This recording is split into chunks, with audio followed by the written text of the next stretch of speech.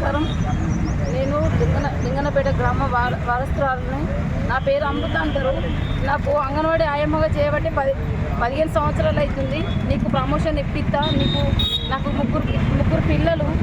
అయితే మా ఆయన బయట దేశం వెళ్ళు, ఆయన ఏం రూపాయి పంపడు. నేను రూపాయి పోగు చేసి 1,50,000 దాచి పెట్టుకున్నా. అవి అప్పుగా తీసుకొచ్చి ఇచ్చిన. అవి నీకు ప్రమోషన్ ఇప్పిస్తాను 3 సంవత్సరాలు అవుతుంది. నేను ఫోన్ చేస్తే లిఫ్ట్ చేస్తలేడు, బ్లాక్లో పెడుతుండు. మళ్ళీ జిరాక్సులు ఇవ్వాలదే రేపుదే అంటుండు. నా బిడ్డలు పెళ్ళిళ్ళకి వచ్చారు, నాకు ప్రమోషన్ లేదు.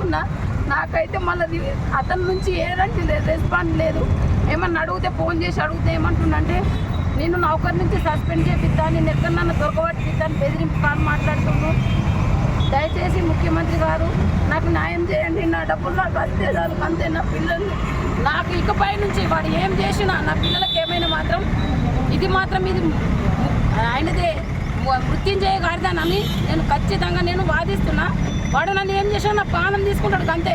వాడికి నేను ఆషామాషి కనబడుతున్నా. వాడు నేను ఫోన్ చేస్తే బ్లాక్లో పెట్టుకుంటూ దొంగలని చెప్పకూడదు. వాడు రమ్మని బయటకు మనతో నేను మాట్లాడతా.